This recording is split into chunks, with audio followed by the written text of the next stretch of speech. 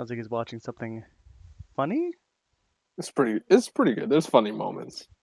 Perfect. It's going. Hello. Um, am I lagging at all to you, Natosh? Nah, you're good. Perfect. There might be a little bit of lag. To people to the one bot who's watching us, it is just something Yeah, one bot. one bot, the Jack in the Box bot. Yeah. I am in the middle of trying to buy parts for my PC, and I have never had to juggle budgets so much in my life. It is just the most painful process ever. I think there is a What else little are you what? what else are you juggling between? Like with the PC, paying rent, I'm assuming, and like Uh, school. School. No, that's already three things Yeah. that are huge. Finding a new place. Definitely finding a new Yeah. place. That's four things. Being able to buy groceries, pay bills and stuff. That's another thing. That's like six things. So Mm, there's a lot. There's a lot. the life of a DM. The Basically. struggle. Oh yeah, it's fucking ridiculous, dude. Anyway, here we are, podcast talk show number three. Um, Yes. It looks like you got some stuff there written out, possible questions. Yeah, I got my list of topics. Awesome. Yeah. Oh, and on the back, the drawings Oh that yeah. we discussed. Yeah. Just a little sneak peek at a possible future artwork. I don't know. Mm-hmm. No, Uh, definitely. but yeah, I figured like since this is really relevant to what's going on like now, like I figured we'd talk about like what it is for us to be playing like D&D online. Like, do we like it? Do we hate it? Like, how is it for you as a DM? Hmm. Do you want me to go first? Yeah. Okay. Online has been a challenge. It's been both a challenge and actually a blessing in some ways. And Yeah. I know everyone says that there is no binary yes or no. It's great or sucks. I guess Mhm. if I could go back to just normal life, eh, I would, but I'd bring Roll 20 and the dynamic lighting with me. Honestly, Mhm. it Oh, yeah, it's pretty cool. it is amazing. It's added a whole depth to everything, and I love it. So I can't Try to complain. buy some Roll 20 stocks, please. I wouldn't go that far. um, yeah, it's been great. It's the dynamic lighting, the immersion that you can give your players, the images you can show them and force them to see with the the utility on Roll 20. It's pretty Mhm. fantastic. So I've really enjoyed that. I've also enjoyed that the younger crowd, it's like easy as shit. I mean, there's adult language in this, so be warned. But it's easy as shit to work with the younger crowd. Literally anyone like 40 and below, it's like not even a problem. And I know that kind of singles out my dad when he plays the games on Saturdays, but it's also other adults and even like a couple like there's one person I'm thinking of in particular. I won't say his name because I know he'll get upset, but he gets the system of Roll 20, but at the same time he's very impatient with me, which is surprising. So there's a definite cutoff with like age groups and patience and just like constant unending jabbering. I've literally wanted to fucking mute the audio of a couple people because I'm having a hard time focusing. It's maddening. That's not from like it's only from one of the games and we've only streamed it once so far.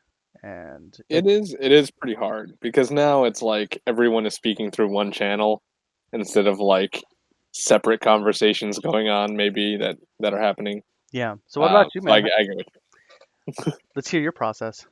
What do you think? My process, I have been enjoying it because I feel like it's been easier for me to attend all these games. Like I definitely would not be able to do like these 2 or 3 games that I've been doing like between you and like my current coworkers like unless this was online because like being having to like go somewhere is not always like the easiest thing to do.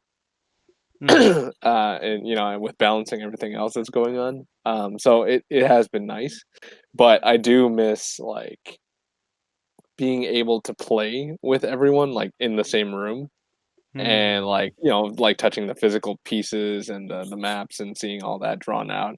Like even though we have like maps made now that like they obviously look a lot better than just like a blank background with like marker doodles on it. Sorry, like no offense, None but taken. like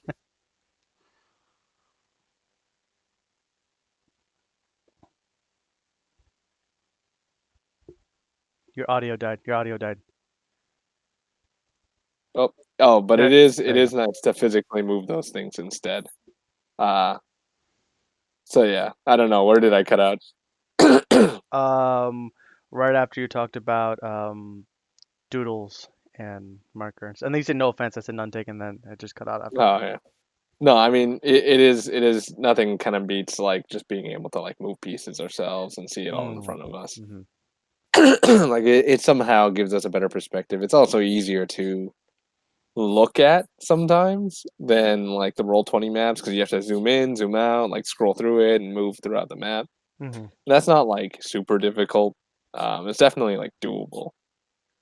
But yeah, and like I'm sure this is annoying for you, but uh, like people just moving their pieces around just for fun versus like because in real life we don't just like fucking move pieces around just because it's just. But here it's like we just screw around to make jokes, but then it might be harder for you to tell when we actually mean to do something versus when we're just like screwing around.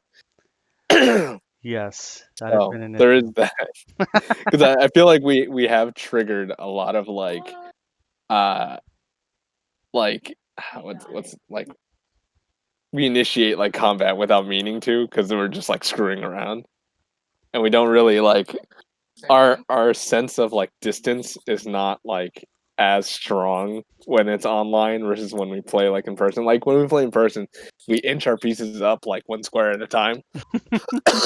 But like because you can only see our pieces once we've finished moving them, I think, right? Is that how it works? Yeah. Yeah, like Sometimes it's a little bit more faster paced. But yeah, but more often than not, I just like you guys, you snap somewhere, and I'm like, yeah. I know you're like we're suddenly dashing across the screen. hmm. So that's a little frustrating, but in all, like it is convenient having all these things there. And also like we haven't utilized it as much, but it is cool to be able to like put my HP above my character and whatnot and like other stats that, maybe it would be good for like my allies to see. So nice. It's so nice. Oh yeah, no, it's great. Like sorry, I need some water. Ugh, You okay? I'm out of water. It's okay, I'll get some later. You want to like we could? It's okay. You go get some, man. I don't want you to hack yourself to death. Yeah, yeah. Okay, yeah, I'm gonna get some water. Yeah, that's fine. Don't worry about it. While he's gone, you can enjoy my discussion. I can turn this to ASMR and do me sipping water. No, I guess I would like to say out there to other GMs who are running virtual games and to other GMs who are being extremely uh, understanding and working with the system. Props to you guys. Props to the GM community. It is exceptionally difficult, especially I know there is a mountain load of traditionalist kind of GMs out there who refuse to touch electronics. I used to be one of them, so props to you guys. Oh, he's back. Nice. All right. Sorry about that. I regaled everyone with my support to the GM community. Don't even worry about it, man. I can hold it down for a bit. I got this. Yeah. I don't know. It's just yeah, it has been nice. It has been enjoyable. Hmm. And like with the amount of customization we have, like, we don't have to buy pieces. We can like, I don't know, find artwork and whatnot and use that as like our characters. Yeah, Uh definitely. I mean, obviously we gotta like if we're streaming it, we might need rights to those things, but like still, it's cool to have. So I have been enjoying that, and like we get to. I'm sure you've learned like a bunch of cool stuff, like transferring your stats onto Roll20, which I have not like taken into at all yet, but Yeah, it's been. I haven't even touched that, man, to be honest. So you're Mhm. totally fine. Don't even worry about it. I'm too scared to. There's so many like so many small details you have to enter. Hmm. Like I don't want to fuck it up and then have to update it every time. I understand. Oof. You sure you're okay, man? Yeah, I don't know what happened. I choked on something. Okay. It was like literally just now. I swear. I swear. No Rona here. I swear. And to everyone else who's complaining about my mic levels, I apologize. I've been having audio issues and it keeps exploding. So if your ears start bleeding, send your complaints to Rye Wizard Games Instagram and don't forget to follow us. Yeah. While you're complaining about it, might as well give us a follow. We got some great pictures up there. All thanks to Nate Doge. He has been our wizard guru, our executive of media. This kid has saved me. Without him, there would be nothing. There would just be me Oh, yelling at a screen. So thank you, that's Nate Doge. that's too nice. I just steal memes. That's what everyone does, I dude. just yeah, that's true. Honestly, all I the need to memes, find more. they originally come from 4chan and no one wants to fucking admit it. Oh It's man, 100% true. 100% true. I've never used 4chan to be honest. It's an extremely toxic place. I don't blame that. And people who do use 4chan, they don't like to admit that shit. So I'm not gonna say anything about my end of using 4chan, but Uh, all memes come from there. That dancing coffin thing that came from fucking 4chan first. It is ridiculous. man, They still that's somehow have crazy. like pop culture influence. I don't know fucking how because it's all dead. Anyway, that was my 2 cents. Hmm. Well, with your experience with these games, do you feel like it's been working out well for you for you like using online gaming and whatnot? For the most part. The For the yeah. most part. Were there are there any of these games that you would like prefer to be played in person instead? Yes, absolutely. Like Absolutely. all of them? No, Or not all of like them. okay. The War of Entrothia one. That one absolutely needs to be played in person. It cannot be done online. There's there's a lot going on and there's also a lot of theatrics. So it's like it would be cool to see that stuff in person. Yeah. Absolutely. And to people who Yeah. don't know what that means, the theatrics, it's not the usual run-of-the-mill GM like flailing his arms and doing that whole thing. It's there is an actual costume and voice changing and like actual almost LARP, but not LARP, but a close to amount of LARPing in that game. But we will never be LARPers. Those people, they're not one of us. But yeah, it's it definitely needs that live action aspect of getting together and talking and hashing things up because there are so many alpha fucking personalities in there. And I'm a GM who I'll be honest, and I'll be very blunt about it. I let people kind of roll over me when it comes to certain rulings. I hold myself to a standard of 100%, as much as humanly possible. Rules as written, RAW, like running my characters, NPCs, monsters, everything, traps and stuff. I run it as close to the rules as written as possible. I hold myself to that standard. I do not do the same thing for players, and they know that, and I don't think they consciously do it, but I think they take advantage of that to a degree of like they know I won't look up every single little thing. They know I don't want to bog down the game, so they'll just do stuff, and I'll ask about that. And then when I look it up on my downtime, and I've really scrutinized them, like they are seemingly in the right, but they took a lot of freedoms with this ruling and what people said online, and I'm like, it seems kind of fishy to me, and I should have a stronger hand in that. But it's frankly, it's exhausting, and I want the game to play well, and as long as everyone's having fun, that's great. But boy, it's a trial, and yeah. That's my spiel. Yeah, no, I see what you mean. Like you need to be able to like check these things. For me, it's like it's never really been like a whole the rule says this kind of thing, but it's more like sure if the DM wants it one way, then that's cool. Like I don't really care too much as long as everyone's on the same page. Mhm. Like I think that yeah, a huge thing for me about like playing these games is as long as I'm not playing at a disadvantage compared to everyone else, then that's like cool with me. Yeah. I just want to be on the same grounds as everyone. I understand So, that. my, And that's where min maxers come into play. Min maxers is someone who minimizes the drawbacks of their character and maximize the power and the output of their character.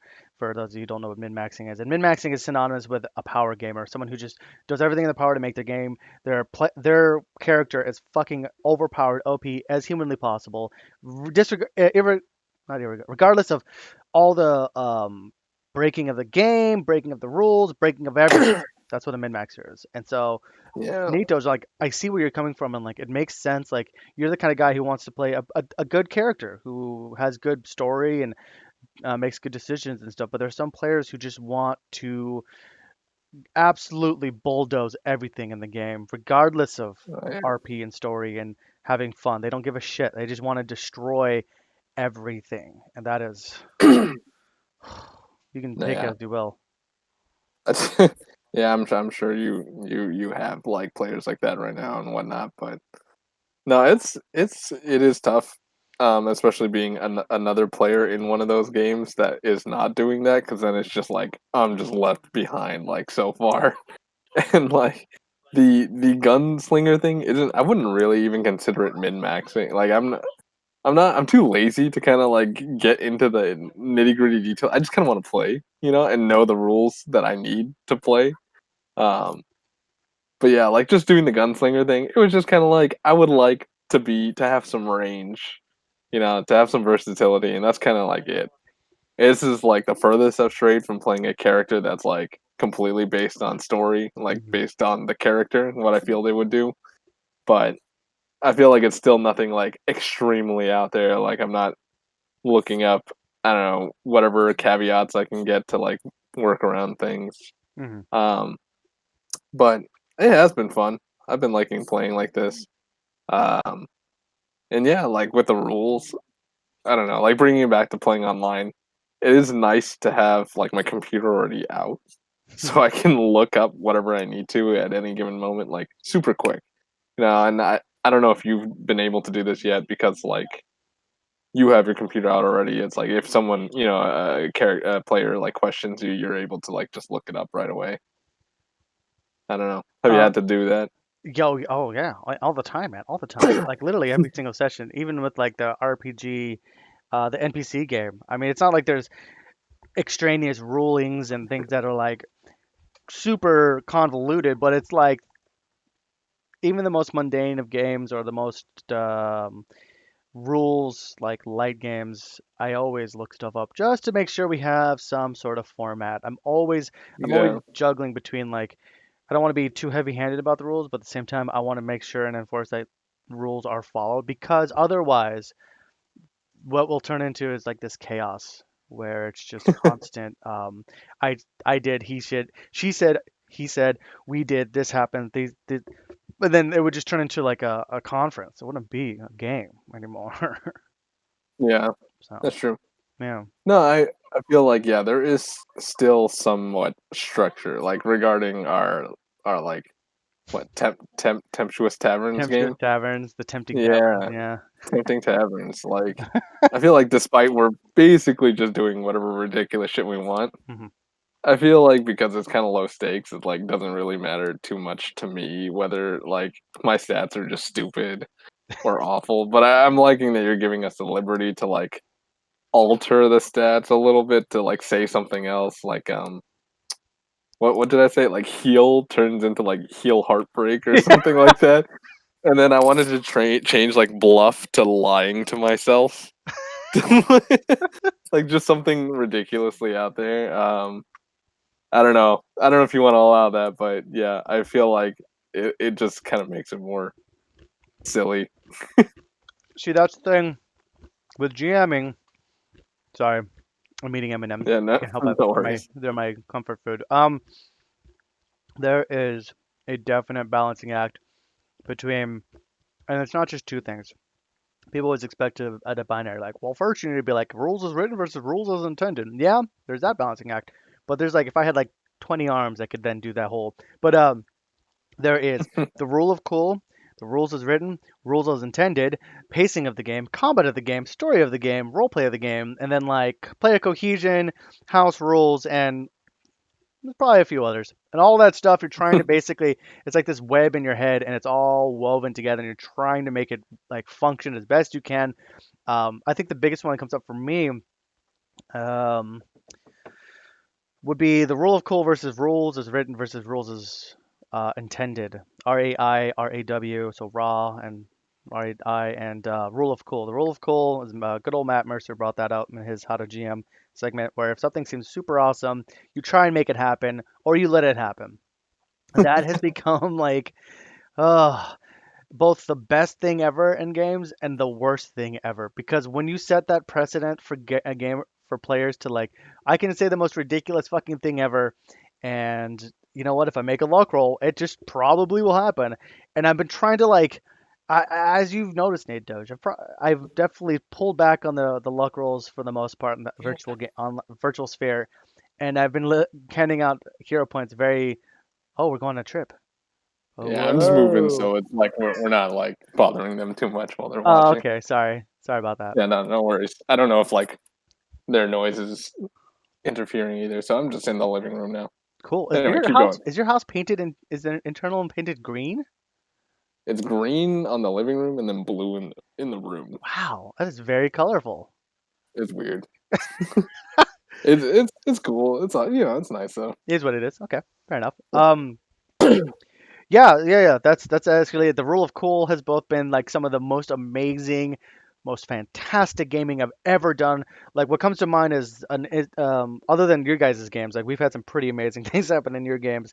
But way back when I first started Yeah. GMing, like I'd say a couple years into my GMing career, I guess if you want to call it that, was these this one player decided to try and go evil and make a deal with an evil like orc god. Another player was like a monk who was like super kia about stuff and was like, no, we have to follow the path of goodness. They started falling down this like giant hole that was leading towards like the underworld, and they started fighting each other like Gandalf versus Balrog style.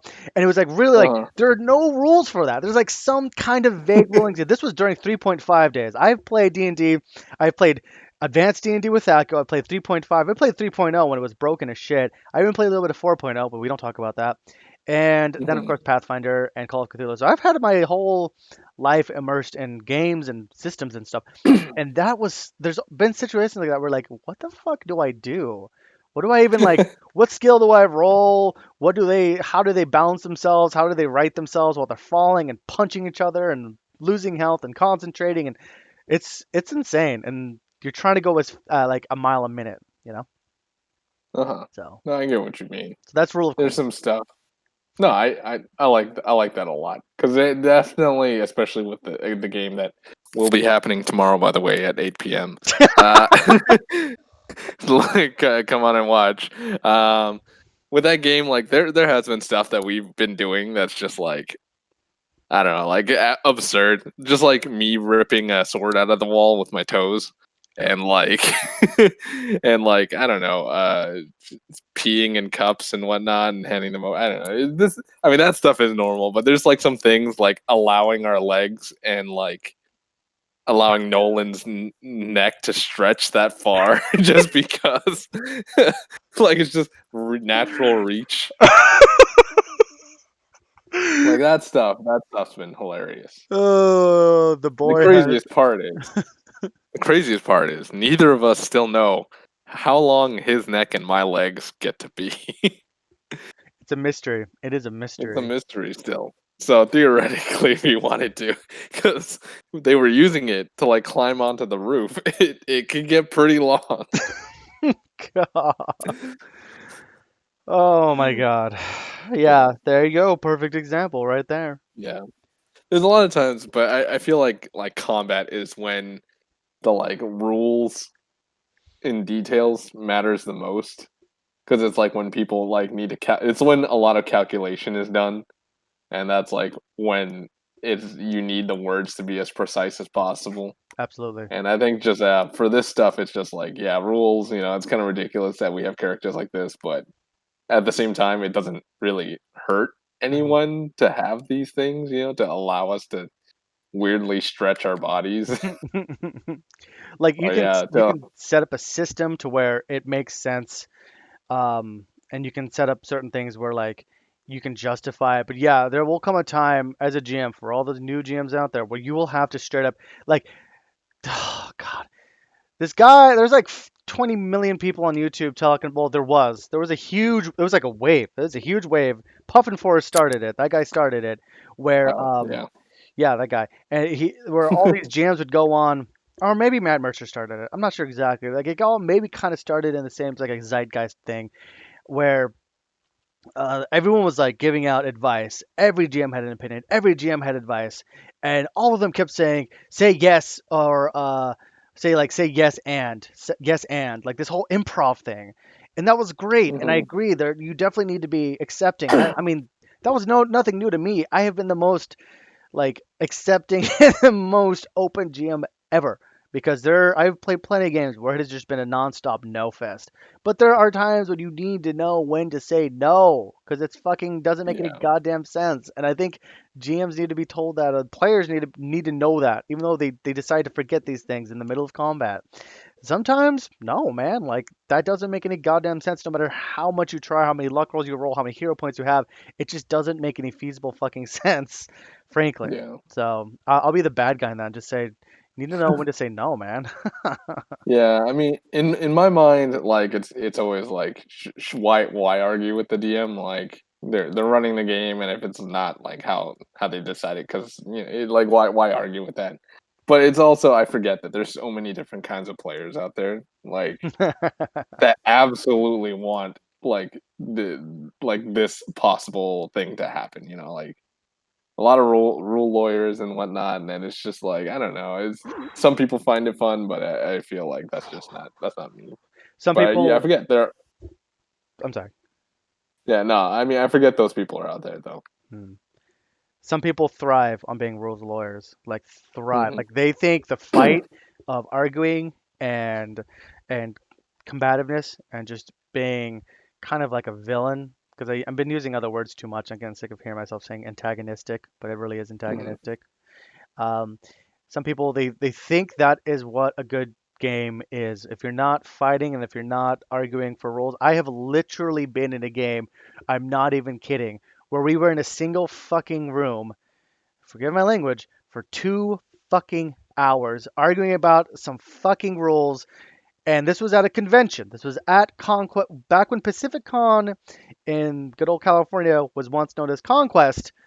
We sat there for 2 fucking hours in a room, and these guys. First, it was an argument, then it was just a discussion, and then I mean, I was with my brother. We just got up and left. We were like, "Hey, this was great. Thanks for the game. We're gonna go." It was so like, oh my god, like it was amazing that this GM he was like so insanely knowledgeable. It was amazing. But at the same time, like, holy fuck, can we please play? Please, for the love of God. And that's really on the Yeah, GM too. Like, if that happens, that's why I have my gavel thing in War of Entrothia, which I think you got to experience a little bit when you were an NPC with me. yeah, you used it a bit. Yeah. Yeah. Sometimes, like, for the people out there, I have a legit, real, live action, actual gavel with like made of legit cedar wood with a cedar, the little thingy that you hit it on, and it's loud. If you smash that thing, it's fucking loud.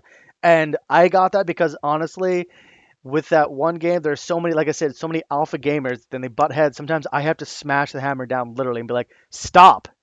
So Yeah. it's just you need to. I'll make a ruling. If it's completely wrong, deal with it. We'll move on. Talk to me after game, for the love of God, Yeah. or in between games when we're having lunch. Talk to me. But they never do that. My players will never do that. They will not let it go, or they'll forget, and it'll just come up again and again and again. They just refuse to take a single note that says, "Bring up this rule with Ryan during the lunch period, the lunch hour that we take, or the dinner hour, or after, or even before the game." But they never do that. And I Hmm. even told them a Yeah. thousand times, for the love of fucking God, if you have an issue or a ruling that you didn't agree with, or you obviously were like this was obviously wrong, please. They never seem to remember to bring it up outside of game. It's perplexing. Yeah. No, I think it is really frustrating as a player, just because like it does kill the flow of the game like significantly, like, and we have like what 4 hours usually, or like less even. Hmm. For my coworkers, like my current coworkers, we play a game every Monday. We play fifth edition, but like we got from 6 to like 8, which is 2 hours, and we Damn. played once a month before. Now it's bi-weekly, so it's better, and we start at like 5 and we go till like 8 or 9. Nice. So it's Much better. we have more time now, like much more time now. But back then it was once a month, and it was only for like 2 hours. And I was so frustrated because it was always like, my DM needed, he needed time to get ready. But then like once he was ready, like the players were just always talking or goofing around or not paying attention. And like this isn't the rule or anything, but even like if there were one like in this group, that would make it even worse. And like we end up really just going through an hour of content, and we just made it past the intro, like the tutorial section of the game, and we've been playing for months now, like Oh, basically since like September, last September. oh, Yeah, oh, for a while. And yeah, we just got our intro. We just got the whole like, oh yeah, you discover you're actually like chosen by the gods. Like this is when we just found that out. So far, we've just been normal students, and so yeah, our journey is finally taking off. So So you've been playing once a month since September, and it just now yeah, started picking up time, and it's only been only for like 2 hours, but still in that time, you guys just now got to the tutorial section. no, we just finished the tutorial You section. just finished. Okay, sorry. You just finished. Yeah, Wow. we're students in this academy, and then we finished our trial, and now we're actual like the like defenders or whatever. I forget what the terminology. I'm sorry, the lore is lost just because like yeah, we spend so much time between games. I- But essentially, yeah, we go to this academy to become like protectors. Is the GM new? And no, he's actually been doing it for a while, I think. Hmm. I mean, But I don't mean to call your friend out if he ever watches this. I'm not. I don't mean to say like I'm not trying to imply like, oh man, it sounds like a noob. Uh, but damn, that is because like for me, I would get extremely frustrated. I mean, I've been doing this non. I've been a forever GM, non fucking stop since I was 15 years old. So do the math. It's yeah, 15 years of jamming. Um, yeah, I would just be like, I'm done. I can't. If we're not gonna, if you don't progress, I think I luckily most of my games they get that. They're like, all right, you fucking either buckle down or I'm out. Because I have no lack of players. Like people want to play my games, not to blow up my own ego or be sound like a fucking narcissist, but I luckily have people who want to play, and there's always like a list of like a wait list of people who like the first come first serve, which I'm flattered. So like I luckily have the luxury of like if you're not gonna fucking if we're not gonna do this, I'm going to another group. Easy as that. yeah, yeah. No, I get what you mean. It's definitely like part of it is also that this is like everyone in the group right now has never played before. There's only me and like one girl who's played one game before prior. So like Okay. everyone else is still relatively new, and they, it's Mm, part of it is contributed to them, like being distracted. We're coworkers, so they joke about stuff a lot. mm. Um, and just get distracted with what's going on, or some people aren't paying attention because it's just like the etiquette hasn't like set in yet. Got it. Got it. Yeah. But it's also just a lot of like because we are playing fifth edition, we have D&D Beyond. I feel like a lot of the players have not like learn the rules, I guess, as quickly as it should. And it still takes me a while. Like, there's not like I get the general rules. There's just some tiny details sometimes here and there that kind of catch me, like that are not like very specific, and I have to get clarification. But Yeah. I think a lot of it is just like, oh, like when we start an initiative, I still have to explain where to find like what their initiative score is or their modifier is, Mm, and it's like stuff like that that like takes a while. And even now, it's like it's nice to be on D&D Beyond because I can just look up their character sheet and tell them.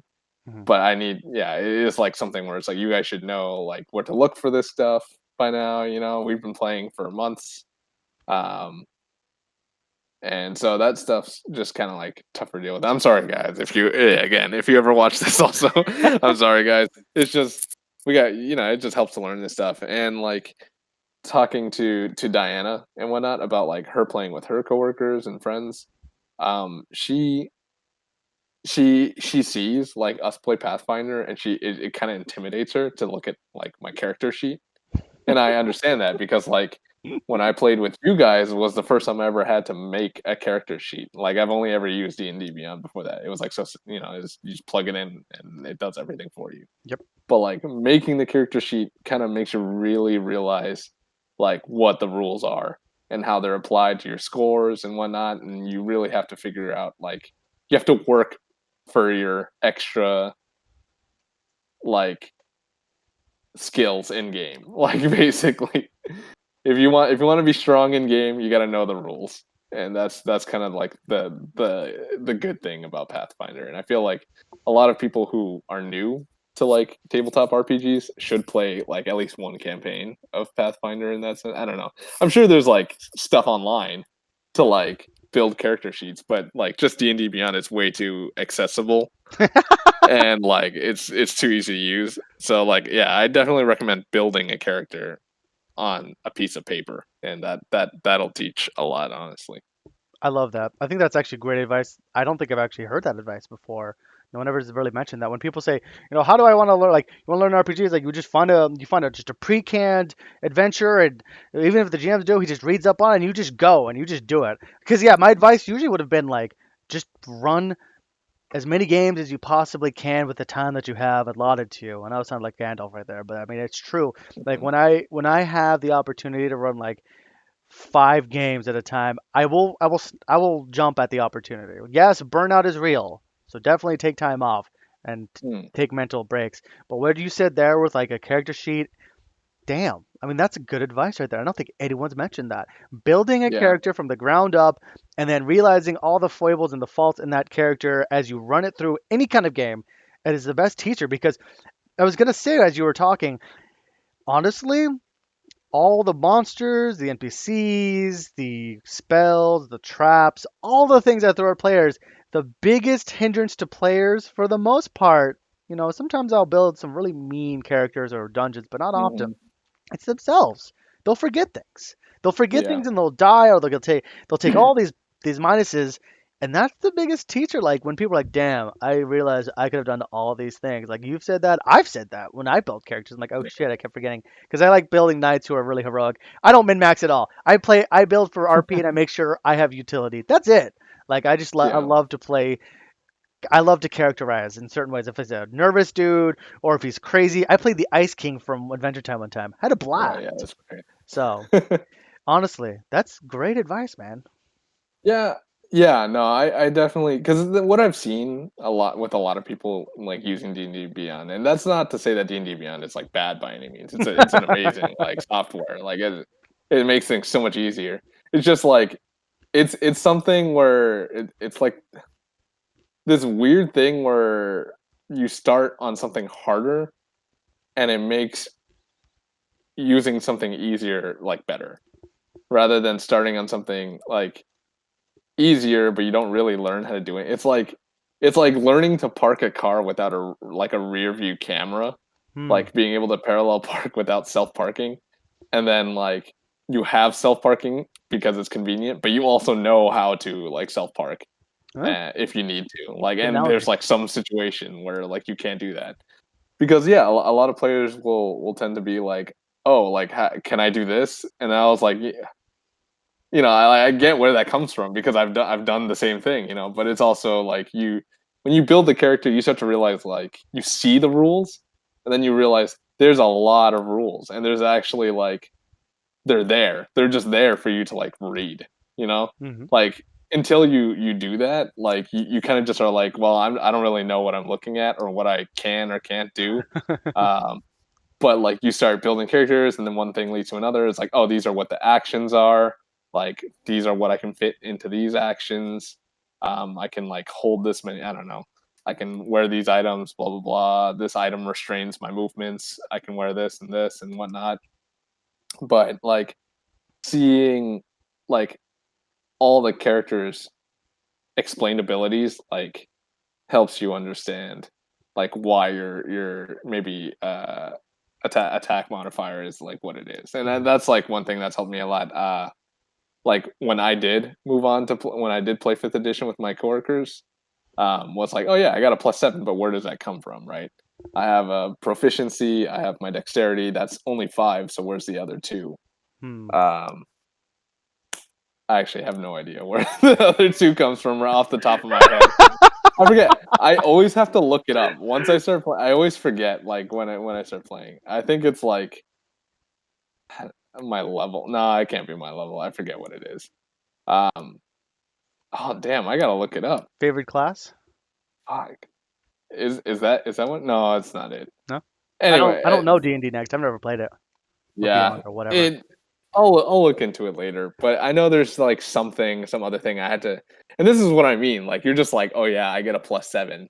but like you don't really know how to play like efficiently because you don't know where those values come from and how to get them higher and whatnot. You know, this is like part of min maxing and whatnot. But like I went on a hike with Diana and she was telling me about like her party and they had like a rogue and I was explaining like, well, rogues actually do like a sick amount of damage in like I never expected, right?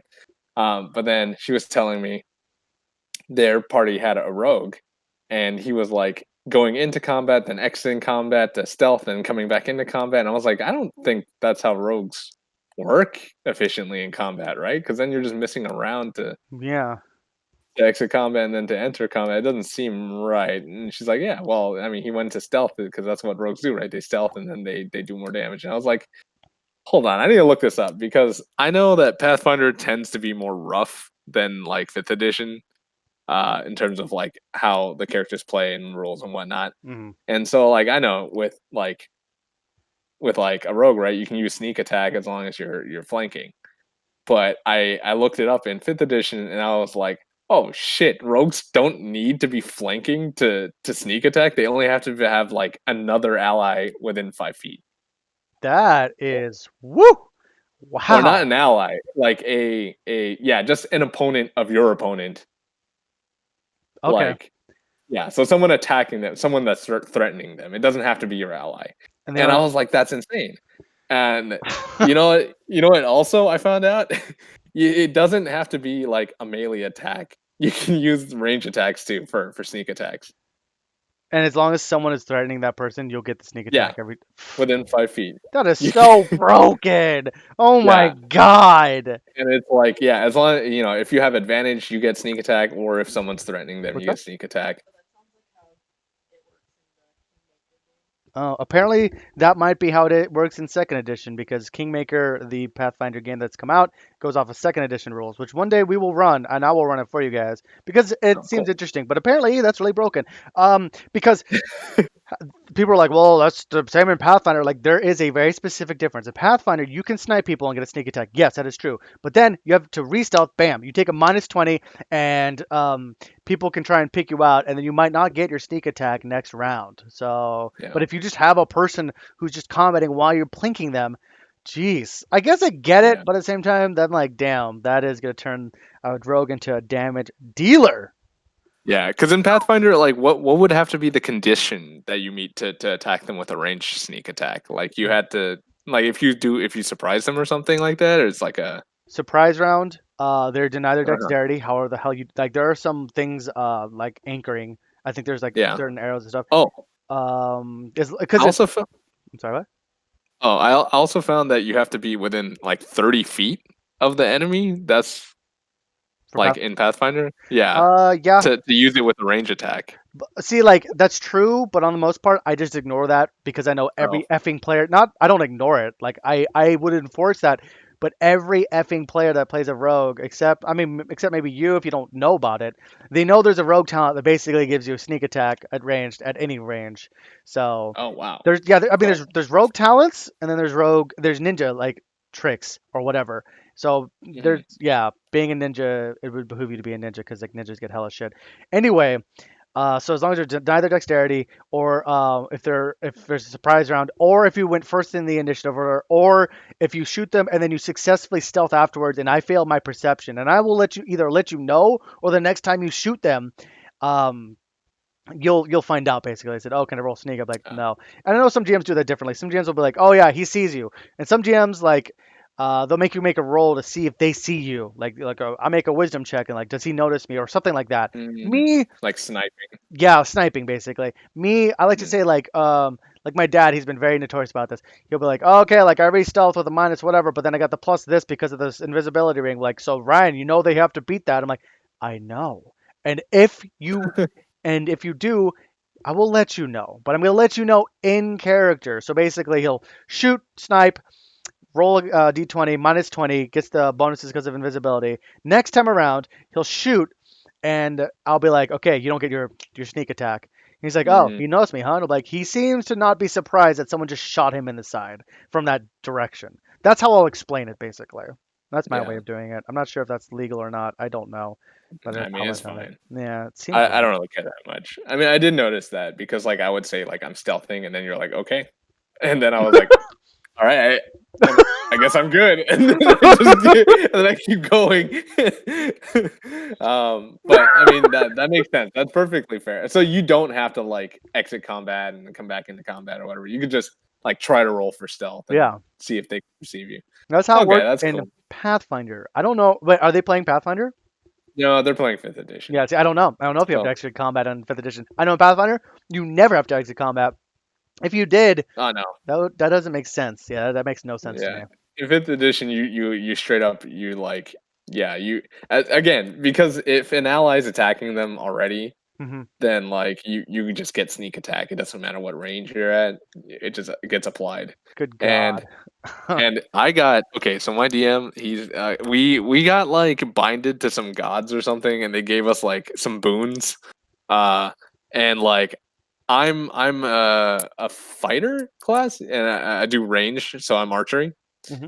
And so he gave me I get always advantage on like dex based attacks. Uh, Advantage. which is like yeah, I get an advantage. So if I were to like multi-class into rogue, right, I would basically get to apply uh, sneak attack to any like long range attack I make, as long as like I have. Oh, I don't even need an ally near them because I have advantage, and that triggers sneak attack. Oh, because like I'm like I don't know what advantage is. Oh yeah, yeah. So so like basically for like in Pathfinder, right? It's like if they lose their dex modifier, that's when you get to apply sneak attack. It's yeah. In fifth edition, it's different. It's if you get advantage, you get to apply sneak attack. Hmm. So like now that I have like advantage on wait, I can't even tell what's going on. What's going I'm just like no. I'm just like, what is advantage? What does that even? What is that? Like, how do you get advantage? what do you mean? Like how do you get it or you know what advantage is? There's nothing. I mean, do you get like? It's like, oh, I have the upper hand. Like, I'm not sure exactly. Oh, you roll like two die, right? And wait, is that not what it's called in Pathfinder? There's not And then really you an take the advantage. higher I guess of the two? that's a bit of luck. That's a certain spell though. But advantage sounds like a mechanic. There's not really. I don't know of an equivalent in Pathfinder. If someone does, by all means, think I'm the only viewer because I have it on my laptop. So someone in the future who watches this, you're by all means welcome to explain it. Of course, I can just look it up. Wait. Wait, I swear I've used like I've rolled with advantage in one of our games before where basically I roll two die and then I take the higher of the two, right? Again, Isn't that that's a spell. That's not a mechanic. Or what? yeah, there is no such Oh. thing as advantage in Pathfinder. I give you my word. There might be something of equivalency, but I just don't know what it is. I promise you, man. They don't. Maybe second edition. Yeah, I guess I don't know what I've used that with. Maybe it was something else and never mind. You know Um what? This is killing me. I have my laptop open. I'm just gonna quickly Google this. I'm looking it up too. D&D advantage. Yeah. So it looks When to use yeah, advantage, essentially an advantage allows you to roll 2d20 taking the higher roll, whilst a disadvantage requires you to roll 2d20 taking the lower result. You never roll more than two dice because multiple advantages don't stack.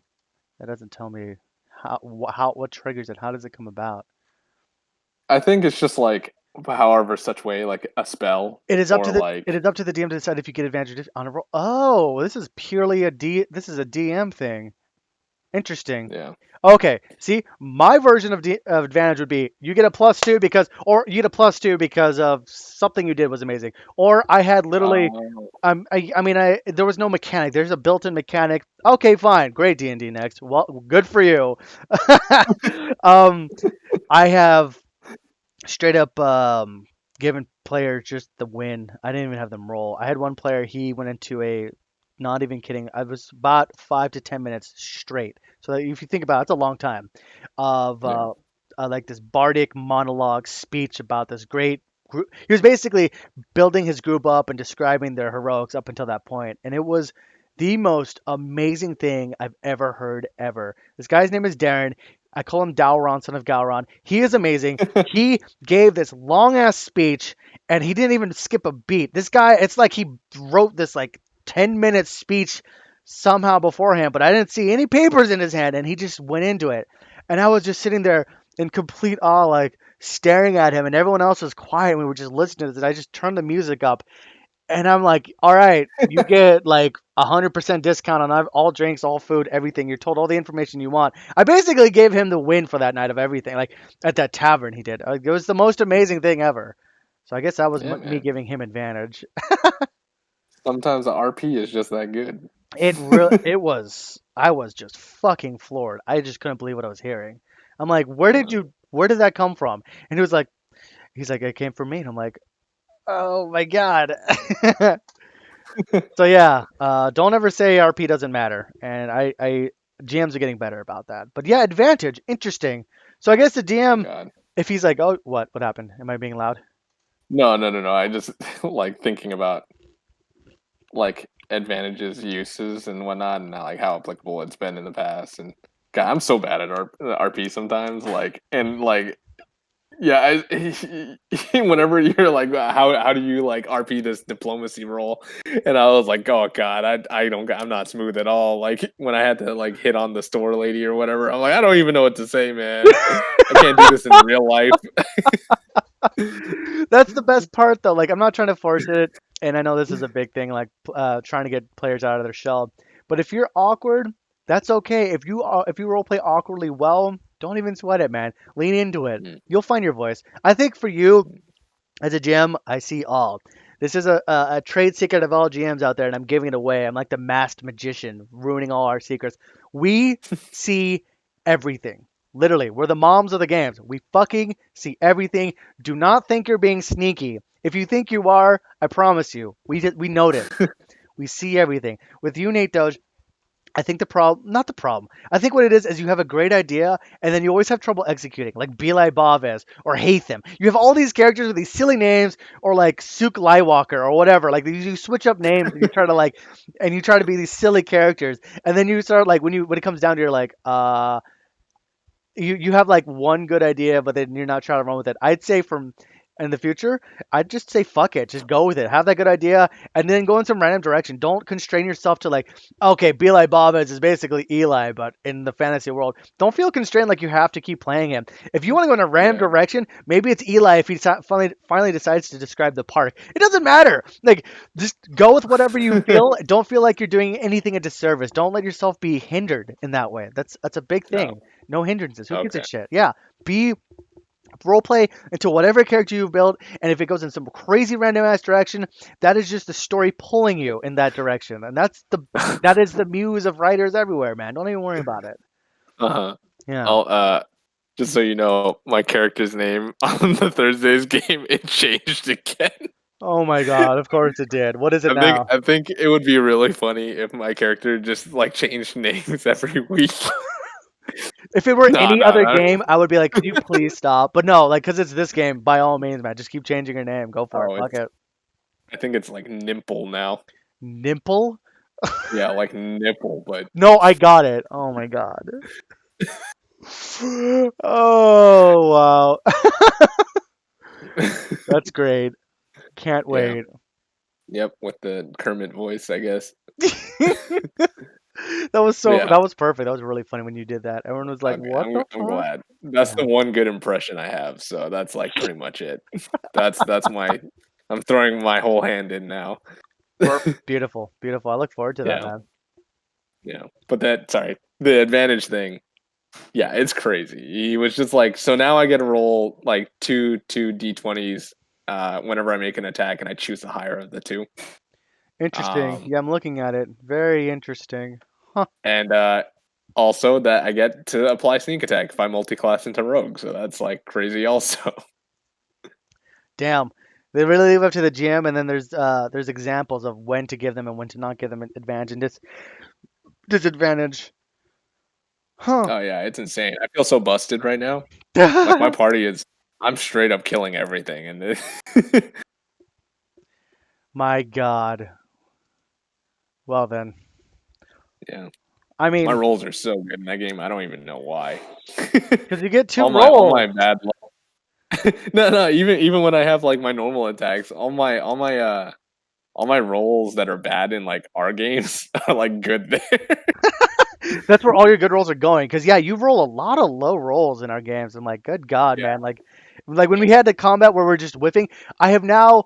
I I've read too much stuff as a GM and watched too many videos. And sometimes as a GM, the best advice, if I ever do a greatest advice tips as a GM, if I do that on my YouTube channel, there's gonna be one fucking video. It's gonna be me saying GM a lot, take criticism when you can, and then just go. That's going to be it. There will Mm, be no formulaic list for me because there's 1,000 videos out there that gives you top 10, top 20, top 7. But I did read something recently about how to make missing and low shitty rolls in combat a lot less painful and more interesting. It was on a Reddit post and it was actually really good. So I think I'm going to try that. Sometimes there's good stuff out there, but there is a mountain of advice and you're like, "Oh my god, you could get you can get overburdened. That's an issue. GMs out there, new GMs, you just need to GM. That's a great advice there. That and just don't if be self-aware. That's it. yeah. GM a lot, be self-aware. Because I think like the thing is everyone always again like because there's players that fit every kind of play style. There's going to be GMs that kind of match that also. And so like you can never be like the perfect GM. I don't think like Hmm. may, maybe Matt Mercer or something. I don't know, but like He's only that good because he has paid like voice act. They're not even.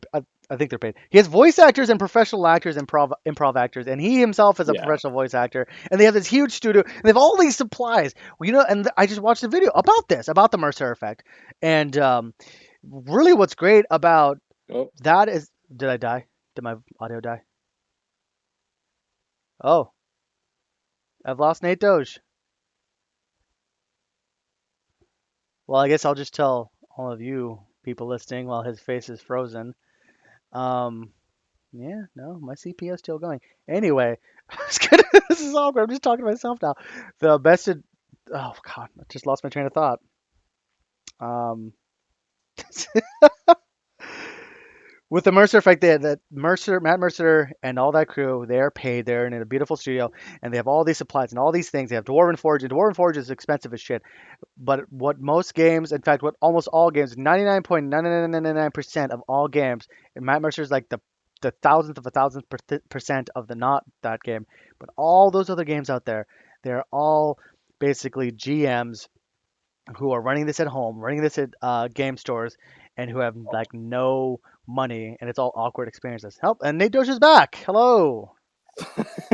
sorry about that. I don't know what happened. Now it's all good. I just took the reins and I just basically told my spiel. Again, I Oh, can keep it going. Don't even worry about it, man. what did I miss? Oh, I basically said that Matt Mercer is and his crew, they're very well paid, and he's Oh yeah. in a studio, and they have all these supplies, and they have Doran Forge, things like that. And I said like 99.9 bajillion percent of all other games, Matt Mercer's like the billionth of a percent of that one game. But all the other games of the millions and millions of games out there are just people at their houses, at game stores, at the park, and at random ass like places where you can grab a table and you have like pens and paper and you have like nothing to work with. You have barely any dice. You're broke as shit. That is what those games are. And you know what? Yeah. That's the best. Those are like some of the best games. Because Matt Mercer, it's great and it's great having those supplies. But when you get together with friends and you make an amazing story, it's memorable, and you keep talking about it, those are the memorable games. You know, there's a Hmm. 7 billion people out there. Not everyone can have Matt Mercer games, and that's fine. People need to No. realize that's okay. It's those motherfuckers who are coming into the gaming sphere with these expectations, these insane expectations, and us GMs who've been running this for their almost whole life, or more like literally half their lives. It's like we can't live up to that. And you know what? I'm Yeah. done trying. I tried for maybe a little bit. I was like, nah, these are my games. If you don't like it, there's plenty of other games out there. You just will never be satisfied. I promise you. Yeah, you just gotta flip the table. I'm like, yeah, you want me to be Matt Mercer? You guys gotta play like those guys. Exactly. Like, Exactly. unless you guys are playing like voice actors, man, then don't expect me to play like Matt Mercer. It's true. It's so true. It's painful. It's true. And there is no better statement that's been made in this entire Yeah. discussion. Is that there's these expectations out there now of all these people who haven't played, because all the suddenly D&D became very popular because of Oh yeah. Stranger Things, because of Adventure Time. All of these big these big name creators were like, oh yeah, we play games, and a lot of these D&D games we play, we just transferred into our media. and people are like, "Oh my god, that's so amazing!" And then they watch Matt Mercer and like, "Oh my god, that's so amazing!" And they watch all these like super professional executive people playing, and then they go to a game like, "Man, that was so awkward and boring." And I'm like, "That is your problem. That's your fault. You went into it with expectations at such a high level that it's impossible to meet.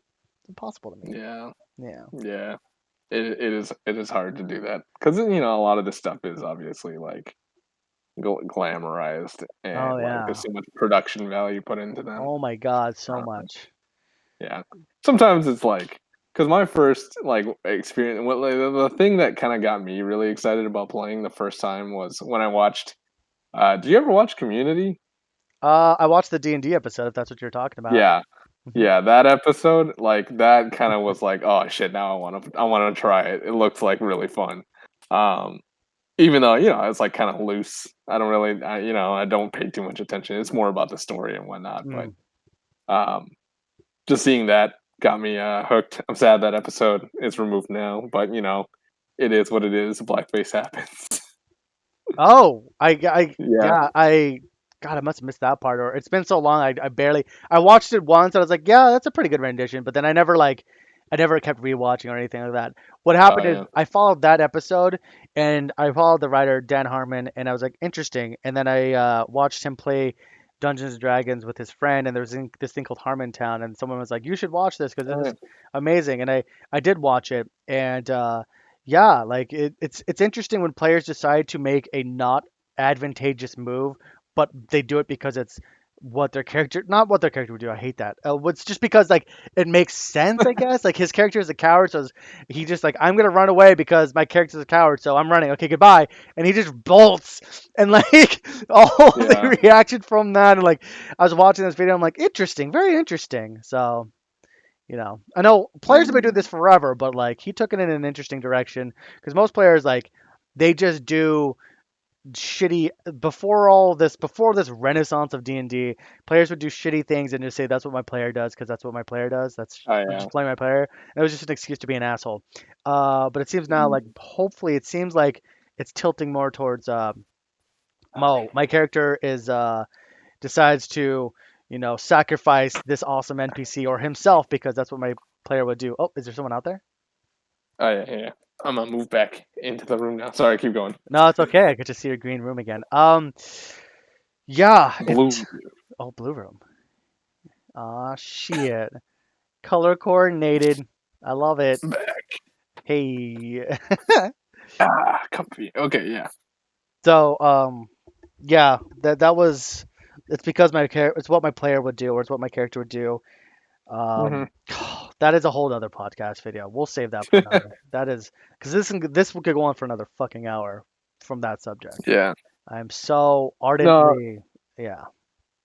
I definitely feel like there is that thing that happens where like playing this is where like min maxers collide with like RP like players. Hmm. Um because there are like people who will do things that like don't necessarily help the party, but it's like sometimes you just want to like Right. when what the fuck is his name, the Goromak. Like we wanted to leave him behind, but I was like, no, I like Goromak. He's cool. Like, Good old Alan, man. Yes. yeah. Describe him for the people who will watch this in the future. Oh, he's just this like fumbly like what is he, a wizard? Uh-huh. Yeah, he's just like this kid, and we found him, and he like tries to pretend he's like this grand wizard like Goromak, but he's just this kid named Alan. He doesn't really know what he's doing. And one of the games, my character like asked him to like make me, what was it, bigger? I Hmm. think it was bigger, and then he turned me like a glowing pink, and like not just on the outside, like like I'm pink, like in essence, like completely. And then he shrunk me, and then he made me normal size, but he couldn't revert the pinkness. But yeah, I mean, later on, he like came in, he like did some Harry Potter battle shit with like the big bad evil guy. Did some like wizard duel, and it's like he's saved our lives. I mean, I saved his life too. Yeah, he was a cool kid, and yeah, I liked having him along. Everyone else did not like him very much, though. I I think it feel was like that tends. sorry. I feel like with the games I've played with like you, the rest of the party never tends to like these characters. It's weird. Yeah, you seem to really like enjoy and latch on, which I appreciate. And then everyone else seems to be like it's because I don't know how this happened. They become like these hyper efficient players, like the min maxers, and I'm like, I've said like 1,000 times, like you guys don't need like aside from one campaign, and most of you guys aren't even playing that campaign. You don't need to like bring your A game. The War of Entropy game, which is getting taken off Twitch because it's the Twitch just eventually wipes videos because there's gigabytes and gigabytes of space being taken up, terabytes and quadruple whatever. Um, but in the War of Entropy game, the one campaign I am running, I did say bring your A game, but the only person whom is part of the streaming sphere that we have going on right now is Jared. And even then, it's like I don't know, like people want to be hyper efficient and bring everything they got and bring like being the most powerful. They want to cut out all the weak links, and I'm like, what is a weaker link now, and what is a guy who is insufficient and shitty? Could be a person who turns out to be actually pretty courageous or awesome in the future, or do something pretty heroic. Yeah, I mean, I'm notorious for yeah, making characters that like are flawed, but then because we're flawed human, because we as humans are flawed beings. So I like characters. I like putting in really interesting characters. That's fun, and I'm working on story writing. It's tough, but man, I could make me some great characters that people enjoy. Yeah, I don't know why everyone gets all so upset. I think also maybe sometimes what they do is they detract from their awesomeness, or they fumble so bad that they give away their position to like the bad guy. But I still think that makes the game much more interesting in my opinion. yeah. Yeah. No, definitely. Like I was so excited when Gormac came back. Like after we left him at the like with the other Oh no. wizards to like train him, Yeah. and then like he actually knew how to do stuff, like useful stuff. Hmm. And then like in War of Entrathia, right? There was that one character that I played for the one session. Um, like I liked him a lot. I thought he was endearing. He's just a boy with his dog. I wasn't able to do much of anything, but like towards the end of that game, like it was very clear. I'm not gonna say which player, but one of the players really did not like that character and did not want him to come along on Yeah. like the journey. They're like, "Oh yeah, just leave him behind." And then I was like, "Oh, but I want to be a hero too." And You yeah, he was just like, he was just like, "Fine, go ahead, lead the group then." And I was like, "It seems like you very much want this character to die, but I don't want to let this character die." you played him. You played the character so well, and I was very proud of you for doing that. And to everyone else watching, yes, Oh, thank you. his camera did just freeze for me too. So right now your face is frozen in this like you look super high. It's great. Anyway, um, No. anyway, the character you were playing was Claudius. His name was oh, there you go, perfect. Hi, welcome back. All right. His name is Claudius, and yeah, Claudius, he's a yeah. young kid with his dog companion. His name's Sir Bread, and he fashions himself as like a knight of old, like from the olden tales, but he's really not. Although he's becoming more and more powerful and badass, so he will have his moment, and I will Is he bring you. really? Huh? Oh, nice. Yeah. I'm hyped. Yeah, I'll bring you back, and it'll be hopefully fun. Provided the game continues on, I'm a half a step away from canceling it because I can't handle it anymore, and I can't handle the aggression and the people Mhm. antagonizing the GM me all the fucking time. I just tired. I'm just too exhausted. I don't have time for that shit. I don't have time for people fighting me on literally every fucking little thing. It's just sometimes it's you gotta cut the games out. It's better. No game is better than very toxic gaming, as people will say. Yeah. Yeah, and when's the next game is like this Sunday, right? This Or Saturday, was it last? it's this Saturday Oh, because this Sunday is the our game, right? our game, which is great, and I'm having a blast playing. It's like a breath of fresh air, and I'm enjoying the fuck out of it, and I'm looking forward to you Yeah. coming back. We missed you, Nate Doge. We missed the fuck out of you, dude. I was so sad, man. Did you Wait, watch like it? what Did you they watch the stuff? I watched like I skimmed through it and Hmm. I just saw like the breadth of it was them completing this goblin mission. Yeah, Yeah. But it was cool. missed you, man. Yeah, I know I saw the explosion happen I don't know. Were there more than one? Like, There was two. He threw two fireballs and just blew up everything. And I was like both surprised and like glad he did, because people sometimes like will hoard those things and never use them. I'm glad he used it, and he used it perfectly too. So it was utilized and used perfectly. And I was like, ah, this is what this game's all about. mhm. Oh, that's good. Yeah, I'm excited. I'm excited to play again, and hopefully I'll be able to like stay the whole thing. I'm pretty sure I will be. Awesome. Um, yeah, I know everything is Jack in the. falling into place. That's good. That's good. I know Jack in the Yeah, Box very eagerly awaits you to come back. Jack in the Box, dude. I've been wanting Jack in the Box so bad. You should get some, man. We're I've about been trying to. what? Sorry, what? I was gonna say we're about over an hour now, so this is perfect wrap up talk right here. Oh yeah. No, I've been trying to convince my brother to go with me at like 9 so we can get munchie meals and stuff, but Hey. my body feels so shitty right now. Like I don't know how much more I can do. hmm And it's not like I've been eating terrible or anything. It's just like, oh, so much junk food. hmm I totally understand that. I've just been Yeah, eating M&M's yeah. the whole time. Anyway, that was Date Doge and Rye Wizard. I'm not sure. I don't really know what the title of this still is. Baristas and badasses, loot and losers. I'm really not sure what to call this still. Yeah, it's okay. We'll workshop it. Yeah, the Rye Do the Rye Doge, the Nate Doge and Rye Wizard podcast. I like that, and that's the artwork we might get. Oh, did you? We didn't get a chance to even show the artwork. Did you want to like? Here's what we're gonna do, or Mm. was the beginning part good enough? You think? Oh yeah, yeah. This may be our logo for the this session that we keep doing, this podcast, this conversation. We got the artist. Maybe. We I got don't the know. yeah. We got the artist on lockdown. It's Rocata. It's capital Rocata. The CATA is under not capitalized, and that's 001. He has been an amazing artist, so I would highly recommend him for anyone who's looking to get their whatever started. Honestly, like if you just want it for like games or for your own social media, whatever. This guy has been like a godsend. Because I don't know if you could tell, Nate Doge is pretty good at drawing, but you don't want to see mine. Mine are awful. Yeah. I can't do any digital art, so this is like all I can do is conceptualize and put it on paper. It's perfect. Anyway, so that was a good talk, and we will see y'all on Thursday tomorrow for the shenanigans, 8 All right. p.m. Pacific Central, whatever, Pacific Standard Time. There you go.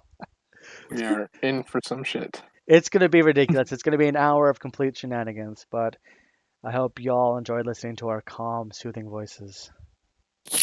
Yeah, we need to get fucking Rue in here. Ruin? Rue, we need to get Rue to join our Oh, our oh shit, that's podcast. right. We forgot to get our guest star.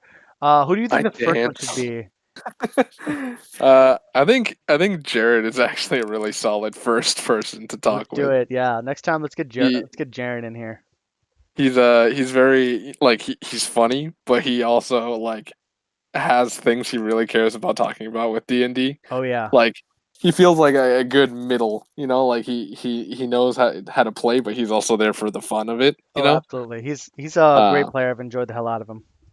yeah, and it'll help him help the audience adjust to the kind of weird shit that like our party deals with.